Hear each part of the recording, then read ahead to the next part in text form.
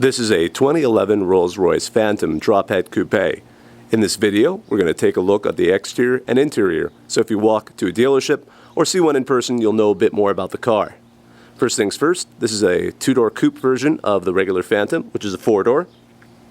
Comes in two models, the hardtop coupe, which is a fixed hardtop, and the drophead, which is a soft-top convertible as you see here. It is spelled coupe, but they add an accent over the E to make it sound, I guess, a little more fancy as coupé. Now that front is still as intimidating as it ever was, both with the iconic Rolls-Royce grille, as well as a famous hood ornament, Spirit of Ecstasy.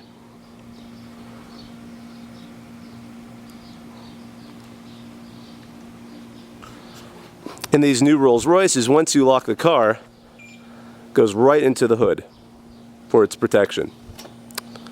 If you unlock it, it comes right out. There are of course options within the car to set it to be out at all times, to be manually controlled, whatever you really want. It's a huge car, by the way. I'm 6'1", and this car just makes me look small. It's about how tall I am right there. I've seen someone 5'5" stand next to this thing. It's amazing. You look like a child. Something they added with the drophead versions, and again I apologize for the dust on the lens, another thing they've added for the drophead versions are these polished steel hoods. It's an option. Really adds a different layer of color to the car. I believe they've added it also as an option to the Ghost, but this was the first model that introduced this as a feature. The wheels on this guy are enormous. 21 inches. One thing Rolls-Royce has done is that Rolls-Royce logo in the center actually stays upright while the car is driving, while it's parked. It's weighted separately from the rest of the wheel. Let's take a walk around to the back. And yes, we will be dropping the top. The trunk is a little different than you'd expect. It's two parts. They call it a picnic trunk because it's got a small tailgate. If you're the sort of person that buys a Rolls-Royce to go for a picnic, this is the car for you. Or I suppose you could take it to a sporting event, maybe the Harvard-Yale football game, or as they call it, the game. You'd fit right in, I suppose.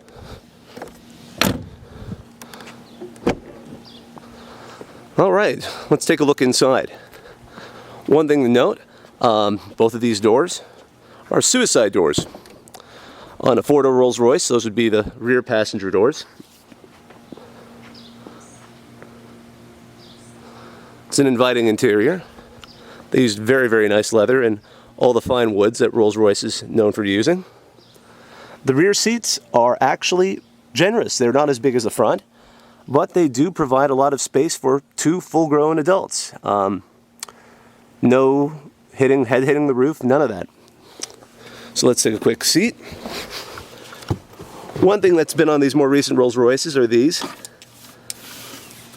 umbrellas, just in case it's raining and you don't want to store an umbrella in the car.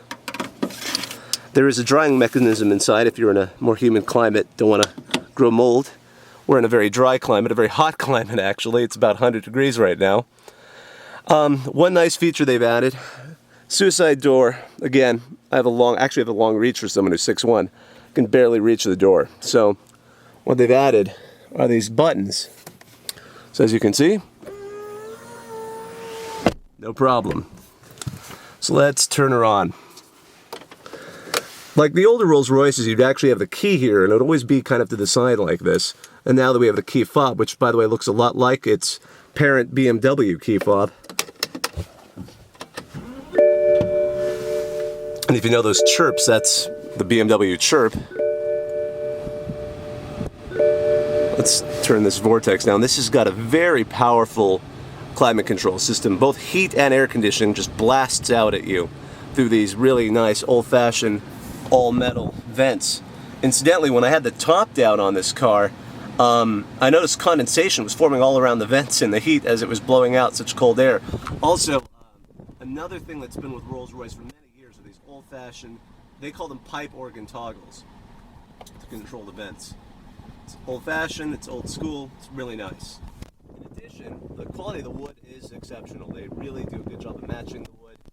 It's polished. Wouldn't even believe it's wood, but it is. When you touch it, it's just so nice. It feels like and the AC unit, or I should say the climate control, is again delightfully old-fashioned.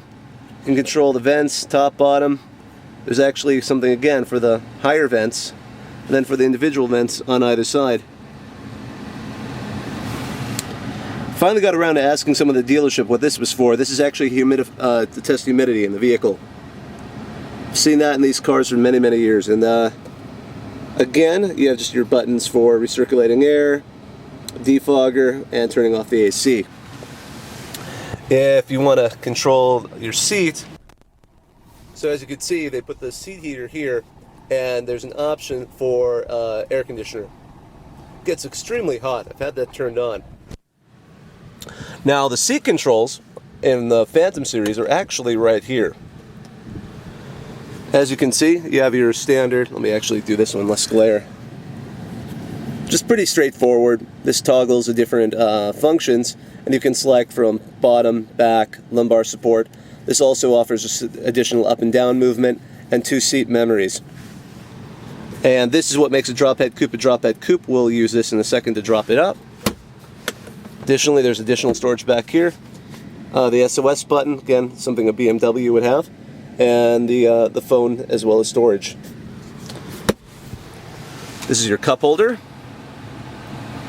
One thing that's nice, they've gone, most of the time a Rolls-Royce would have a very plush carpet. It's a very nice carpet. For the convertible, since that would collect dust if the top were down, they went with almost a rattan or a woven rug, which is really nice. It's actually a nice option. I think it was a good choice. Seat pockets, again, they do extend a bit. This is a phone tray. Gives you access to the car phone as well as another item of storage. This is one of the radio controls. I'll get into that in a second. As well as one of your disc drives. There's a CD changer, 6 CD changer in this car. If you still use CDs. There are 2 glove boxes. The lower glove box, and I accidentally left the panel off the fuse box, which is down here. And the upper, which is more of a traditional glove box, also has a nice sort of leather finish right there. There's also this is actually built in, this is for your iPod or other music device. And in addition to these controls, we have to lock the trunk or boot as it's written in the car, as well as your controls for the Spirit of Ecstasy. This sets it from manual to automatic. If it's on automatic, when you lock the car, as you saw earlier, the Spirit of Ecstasy goes in the car. If you put it on manual, it's whenever you decide to control it. Now this is to just control it at any given time. As you can see, we threw it down, now we popped it back up. It's useful if for some reason, I don't know, you're paranoid of it going to a car wash, if you were taking this car into a regular car wash, or however. So again, like a BMW, you can program in your garage door openers. It's got a very nice set of lights. In addition, cabin lights. Those are your controls to stop the parking sensor, lift the car's suspension, and open the boot or the trunk. All right, let's take a quick look at the gears. These are the dials. These are very old-fashioned. Again, you have the nice speedometer. They just added a bit of digital goodness in the middle. You have your engine heat and fuel. But what really makes Rolls-Royce unique are these power reserve meters instead of the tachometer. No RPMs. They just tell you how much, well, basically will the car has. And let me tell you, it's hard to max that out. I mean, usually going even up a really tall hill, you can take it at 80 or 90 or 100 miles an hour while still having 40% of the engine reserve left. Steering wheel is, again, a very iconic, very large, with a thin rim steering wheel that Rolls-Royces have had. Again, they've put in a few features. Again, you can control the radio, you can control the phone, and other options in the vehicle. And then your just basic dials. It's a very old-fashioned car. The gear shifter is all in this particular knob. There's no low gear. You just take this car where it wants to go, where you want it to go, and it'll go there. All right, let's go ahead and convert the top. So again, here we are. It's a soft top, so it's going to take a few seconds, but it's sort of an interesting thing to watch as that panel in the back goes up.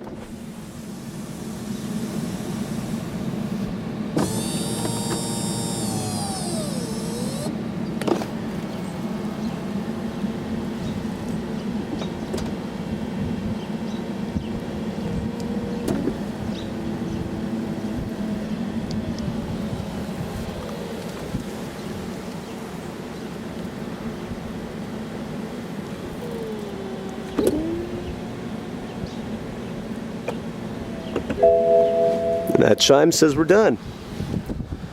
One other thing I forgot. It's a lovely clock, but it's kind of interesting that this car has no modern control system, or at least one you'd expect to control entertainment and things like that.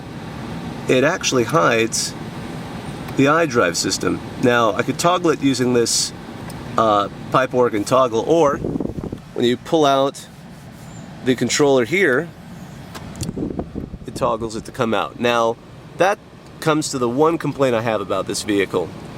It actually uses the iDrive in a 2003 or 2005 Rolls-Royce 7 Series, pardon me, BMW 7 Series. That's kind of striking for a car that's in 2011. I've driven a 2011 BMW 7 Series, and they've made a lot of improvements since then. Right now, you have up, which goes to your phone, left, which goes to system controls, down, which goes to entertainment, and right, which goes to your nav. Again, the newer iDrive systems have controls and hot link buttons to get you to specific menus, and it isn't just a turning knob, and you know, it's hard to explain. It's just they've made it a little bit more intuitive than they were at the time this system was current, and frankly, I wish they'd improved this. But with that said, most people don't buy a Rolls-Royce for the iDrive system. However, if that is something that's important to you, the Rolls-Royce Ghost, the 2011 Rolls-Royce Ghost, uses the top-of-the-line control system that BMW uses. They've actually added a few features. You can't control the Spirit of Ecstasy from the glove box in a Rolls-Royce Ghost. It's controlled from the iDrive. As well as all the features in the car are a lot more driver-oriented. While this is a car you would drive, not be chauffeured in, the Phantom Drophead Coupé is still a car that is all about being regal, sometimes at the price of necessarily being the most technologically advanced in terms of the inside. Now, when the drive control system in this car is very advanced, but when it comes to, again, it's about luxury. It isn't about having the coolest little gadget that's hot at the moment. Let's take a quick look again on the outside. Oh, one thing to point out, the rear ashtrays are built into the back of the door. There it is. You can pull it out if you'd like. Kind of a chic design. From the outside, you have to manually close the suicide door. And Rolls-Royce, known as a nickname, the land yacht for many people, among a few other brands, actually decided to take that a step further by adding this teak deck. It's an option, but most of them have it. It's a different type of wood. It's not the polished wood you find in the car, which you can really specify. This teak wood is lovely. It actually, you know, the texture of real wood, not polished to the point where it feels like a veneer. And when you take your car in for service, they actually go ahead and oil that for you. Now let's take a quick look in the hood. Let's see if I can open this with one hand as I try not to look. This steel hood is really hot. Yikes! All right, so it's a V12, 6.75 liter, produces about 453 horsepower. Again, this is a car where you will where you want it to go, and it does it. All right, runs very quiet. Right now we hear all the noises because it's trying to run the air conditioner in a 100-degree day from park. When you're on the highway, moves like a breeze, you can barely hear it. So I hope you enjoyed the video. Now if you see one of these, you pretty much know almost everything an owner knows. So I hope you enjoyed the video.